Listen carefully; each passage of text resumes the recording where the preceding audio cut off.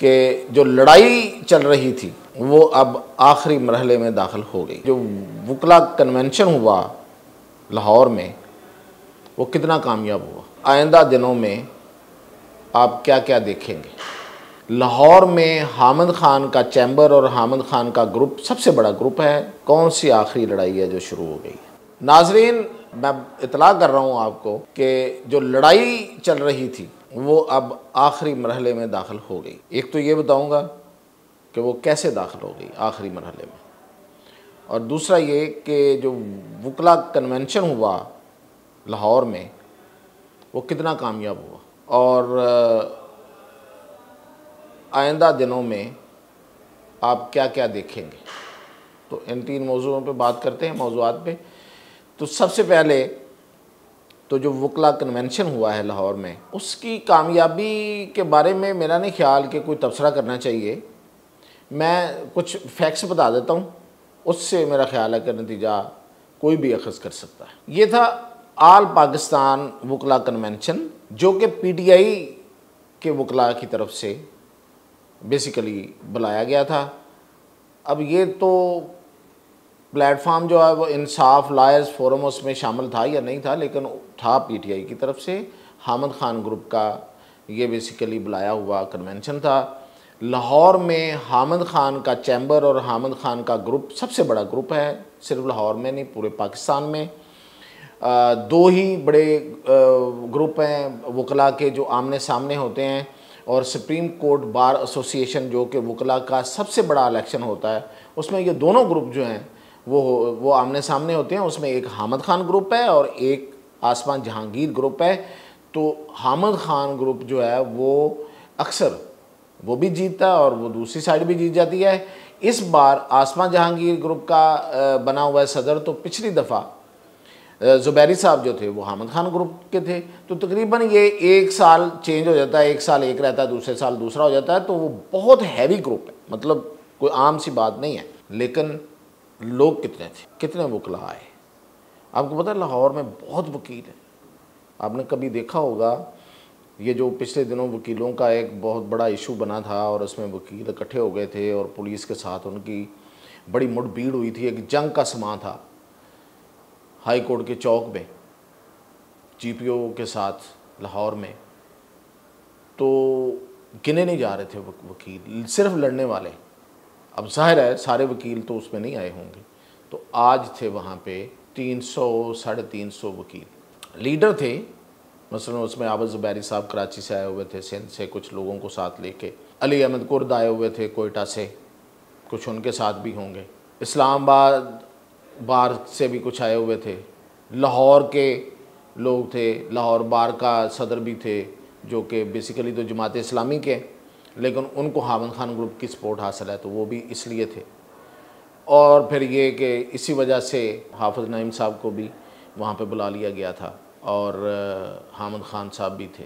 तो 300 साढ़े 300 वकला का कन्वेंशन जो है वो, अब आप उससे अंदाज़ा कर लें कि कितनी बड़ी तहरीक जो है वो उठने जा रही है। आईनी तरामीम उन्होंने वैसे मुस्तरद कर दी। अब इससे लिंक करते हैं कि आखिरी लड़ाई कौन सी है जिसका मैंने शुरू में कहा था। कौन सी आखिरी लड़ाई है जो शुरू हो गई? वो है जो मैं एक अरसे से अपने वीलॉग में ये कहता आ रहा था। जाहिर है मेरे जैसे वीलॉग करने वाले लोगों को तो बहुत कम लोग सुनते हैं।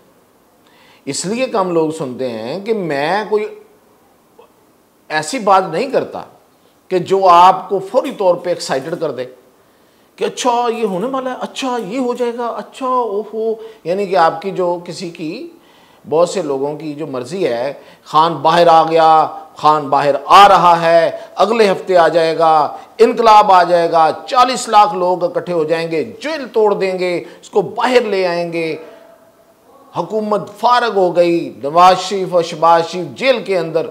ये मैं नहीं करता, इसलिए कि ये हुआ ही नहीं है आज तक। जो होगा, जो होना है, जो फैक्चुअली हो रहा होगा, मैं तो वो बताऊंगा। तो इसलिए कम लोग देखते हैं, कोई बात नहीं। इससे क्या फ़र्क पड़ता है? आहिस्ता आहिस्ता मतलब बंदा अपनी क्रेडिबिलिटी बनाता है, तो फिर लोग भी तो आप जैसे जो अच्छे लोग, जो अभी जो आप लोग सुन रहे हैं, तो किसी वजह से सुन रहे हैं, तो क्रेडिबिलिटी बनती है, तो बंदा फिर मतलब कुछ सुनने में आ ही जाता है। चलो थोड़े सही सुने तो सही, कुछ सही बात तो हो। मैं कल को शर्मिंदा तो हूँ ना किसी बात पे कि मैंने ये बात कही और मैंने ऐसे एक हाइप क्रिएट की जो कि हकीकत में था, उसके बेस में कुछ था ही नहीं। तो आज मैं आपको आखिरी लड़ाई की बात बता रहा हूँ, वो ये है कि मैं पहले से बताता आ रहा था कि ये जो 8 जजेस का फ़ैसला है सुप्रीम कोर्ट का, ये स्टे नहीं करेगा। और ये बहुत सी और उसकी वजूहात मैं बताता आ रहा था और वो बहुत कुछ हुआ भी, कानून भी पास हो गया इसके ख़िलाफ़। लेकिन जो सबसे बड़ी दीवार आज खड़ी हुई है इसके सामने, वो है स्पीकर कौमी असम्बली अयाज सादिक। और अभी थोड़ी देर पहले स्पीकर पंजाब असम्बली ने भी इसी तरह का एक ख़त इलेक्शन कमीशन को लिख दिया है। तो अब लड़ाई जो है ये एक तो आखिरी मरहले में है और दूसरा बड़ी लड़ाई है। बड़ी लड़ाई क्यों है कि 3 आईनी अदारे आमने सामने होंगे। स्पीकर कौमी assembly, constitutional post, custodian of the house, custodian of the parliament, custodian of the national assembly और सुप्रीम कोर्ट ऑफ पाकिस्तान, उसके 8 जजेस, अक्सरियती फ़ैसला। और तीसरे नंबर पे election commission of Pakistan, constitutional body. हकीकत ये है कि जो कॉन्स्टिट्यूशनल बॉडीज़ होती हैं वो किसी के मातहत नहीं होती। कोर्ट को एक एज हासिल होता है, वो ये होता है कि कोर्ट अगर कोई रॉन्ग डूइंग हो रही है, यानी कि अंडर द कॉन्स्टिट्यूशन अगर कोई रॉन्ग डूइंग हो रही है तो वो किसी कॉन्स्टिट्यूशन बॉडी को कह सकती है, उसको ये एज हासिल होता है। लेकिन वो ऊपर नहीं होती, वो सुपीरियर नहीं होती, यानी कि वो पार्लियामेंट का सुपीरियर नहीं है। अगर किसी वक्त माजी में तो बहुत कुछ ऐसा भी हुआ जो नहीं होना चाहिए था कि सुप्रीम कोर्ट ने अगर किसी कानून या लॉ को ख़त्म करने की बात भी की तो रीजनिंग के साथ हुई ना फिर। अच्छा, अब वो रीजनिंग बाज़ औक़ात गलत भी हो सकती है, तो वो कानून में उसकी गुंजाइश मौजूद थी। लेकिन ये तो नहीं हो सकता कि आप कोर्ट हैं और इलेक्शन कमीशन एक इलेक्शन बॉडी, कॉन्स्टिट्यूशन बॉडी है और वो भी अपनी एक पोजीशन में कोर्ट की तरह काम करती है, और आप उसको डायरेक्शन दें, किसी चीज़ पे मजबूर करें, और वो भी ऐसी चीज़ पे जो कानून के मुखालफ हो। अब ये मैं नहीं कह रहा, हज़ारों लोग ये बात कर चुके हैं कि ये जो फैसला था ये री राइटिंग ऑफ द कॉन्स्टिट्यूशन था, कि आपने एक नहीं 2 3 4 दफ़ा आपने उसमें री राइट कर दिया कॉन्स्टिट्यूशन को, कॉन्स्टिट्यूशन के अगेंस्ट फैसला दे दिया। तो फिर पार्लियामेंट ने क्या किया, जो कॉन्स्टिट्यूशन बनाती है, जो कानून आइन और कानून को बनाती है, उसकी खालक है, उन्होंने फिर कानून बना दिया कि नहीं, कानून ये कहता है कि कोई फ्लोर क्रॉसिंग नहीं हो सकती, कानून ये कहता है कि जो अप्लाई नहीं करेगा मखसूस नशिस्तों के लिए मखसूस वक्त में एप्लीकेशन नहीं देगा, उसको मखसूस नशिस्तें नहीं मिल सकती। कानून ये कहता है कि जो एक से दूसरी पार्टी में जाने की इजाज़त नहीं है, और फिर ये कि जो नशिस्तें दे दी गई वो अब तब्दील नहीं हो सकती, जो हलफ हो गया अब वो चेंज नहीं होगा। तो ये कानून बन गया, यानी कि पहले रूल्स थे या कहीं एक कानून में एक जिक्र था, दूसरे में कानून था, उन्होंने एक कम्पैक्ट लॉ बना के उन्होंने मंजूर कर लिया दोनों हाउसेस ने, अब वो कानून बन गए। अब स्पीकर जो कि कॉन्स्टिट्यूशनल पोस्ट है, उसने लेटर लिख दिया, उसने कहा जी इस कानून को इम्प्लीमेंट किया जाए इलेक्शन कमीशन साहब। तो अब इलेक्शन कमिश्नर साहब जो हैं वो किसकी बात मानेंगे? जाहिर है कि वो पार्लियामेंट के स्पीकर की बात मानेंगे, क्योंकि कानून भी मौजूद है, उसको इम्प्लीमेंट करवाने वाला जो है वो भी आईनी ओहदा है, ये कहने वाला, और उधर से पंजाब असम्बली से भी आ गया। तो लेकिन 8 जजेस वो तो बिल्कुल तैयार बैठे हैं। आपने देखा पिछले दिनों जो वजाहती बयान जारी किया, क्या फैसलों के बारे में वजाहती बयान जारी किए जाते हैं? जो जस्टिस फायज ईसा पे एतराज़ करते हैं कि उन्होंने वो जो कादियानी है उसके केस में एक वजाहती बयान जारी किया और ये किया और वो किया, वो इस सवाल का जवाब दे सकते हैं कि एक फ़ैसला जो जारी हो चुका उस पर आप वजाहती बयान जारी करते फिरें? जजेस फैसले देते हैं, बयान जारी नहीं करते। तो ये बयान जारी करने का मतलब ये है कि वो खुम ठोक के अपनी जगह पे कायम है। क्या उनको ये इल्म नहीं है कि कानून पास हो चुका है? क्या उस कानून में ये नहीं लिखा हुआ कि वो रेट्रोस्पेक्टिव इम्पैक्ट रखता है, यानी कि माजी पे भी जाके असर करेगा? क्या उनको नहीं पता कि उस कानून में लिखा हुआ है कि इस पे किसी अदालती फैसले का असर नहीं होगा? तो फिर उन्होंने वजाहती बयान कैसे जारी कर दिया?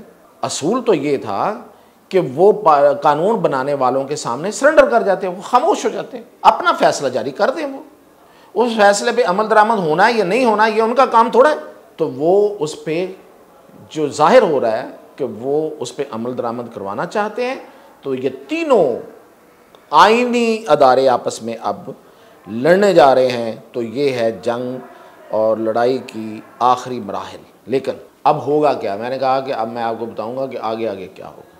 अब होगा ये कि मौलाना फजल रहमान ने एक ब्रेक ले ली है, जो कि बेसिकली इस पूरे क्राइसिस में एक उनका जो रोल है वो है क्राइसिस को निकालने वाला रोल। एक ट्रम्प कार्ड के तौर पे वो आप सामने आए हैं कि जिसको जो इस्तेमाल करेगा वो अपनी तरफ ले जाए। अब उन्होंने ये फैसला किया कि ये इतनी हाइप चूँकि क्रिएट हो गई है, तो अब टर्निंग पॉइंट आने वाला है ना, इसलिए ये उस वक्त किया जाता है जब टर्निंग पॉइंट आ रहा हो, जब आपने कहीं टर्न लेना हो।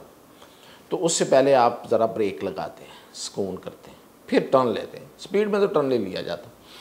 तो हाइप बन गई थी, तो अब मौलाना ने एक ब्रेक ले लिया। वो मुल्तान चले गए हैं, बाय रोड गए हैं, और फिर वहाँ पे वो एक जलसा है और वो तंजीमी सा जलसा है, और वहाँ से वो तंजीमी दौरे पे ही कराची जाएंगे। वहाँ उन्होंने कुछ फातिहा कहनी है, कुछ फौतगियाँ हुई हैं उनके करीबी लोगों की और उनके जमात के कुछ लोगों की। तो वहाँ वो फातिहा कहेंगे, और इसी तरह वो एक हफ़्ते का, कम से कम 7 दिन का वो एक ब्रेक ले रहे हैं।